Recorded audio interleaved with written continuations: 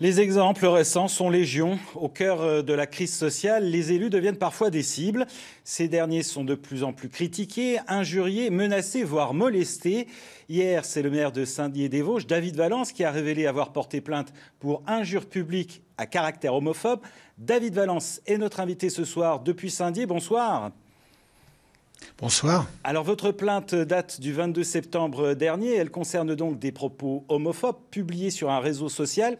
Qu'est-ce qui vous a décidé à porter plainte et à rendre publique cette plainte hier ?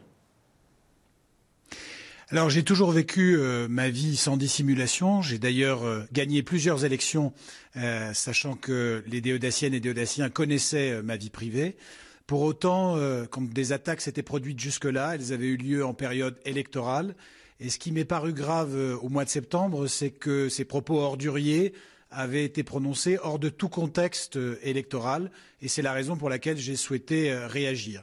Et si j'ai fait connaître cette plainte maintenant, c'est tout simplement parce que des collègues m'en ont convaincu. J'ai échangé avec eux. Le climat est devenu particulièrement délétère à l'encontre des élus. Et je pense qu'il est temps de dire stop à ce mépris et à cette haine, a fortiori quand elles prennent un caractère raciste, antisémite ou homophobe.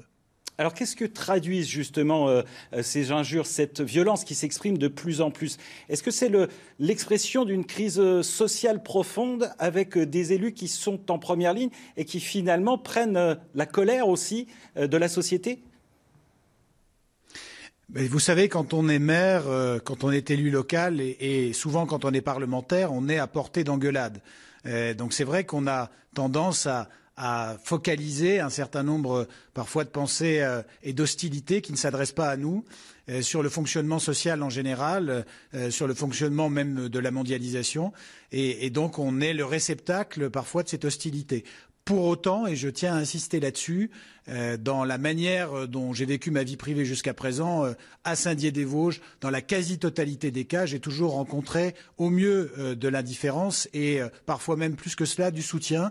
Et depuis quelques jours, depuis quelques heures, je recueille de nombreux soutiens des déodaciennes et déodaciens qui disent tout simplement que chacun doit avoir la capacité à vivre comme il l'entend et que les élus n'ont pas à devenir le réceptacle de la haine ou des tensions publiques.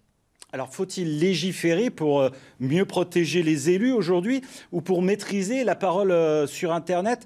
On voit les ravages que ça peut provoquer sur la vie privée des élus, mais pas que, aussi sur celle des particuliers.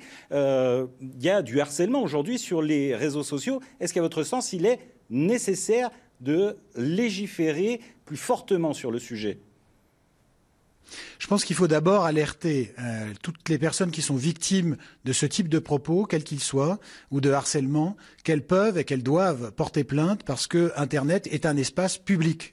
Il y a parfois avec le numérique l'impression que toute frontière est abolie, qu'on peut dire n'importe quoi, écrire n'importe quoi. Eh bien non, insulter quelqu'un sur les réseaux sociaux, l'insulter sur un site d'information, c'est un délit.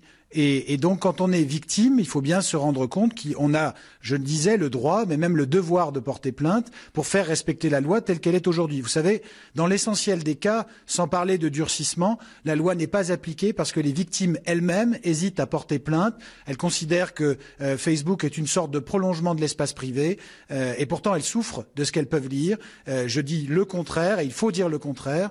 Les réseaux sociaux, le numérique, c'est un espace public et quand on y est insulté, diffamé, harcelé, on doit nécessairement se lever, dire un moment stop, sans vouloir jouir de ce statut de victime, mais tout simplement pour faire respecter le droit et la capacité de chacun à vivre libre dans une grande démocratie qui est la France.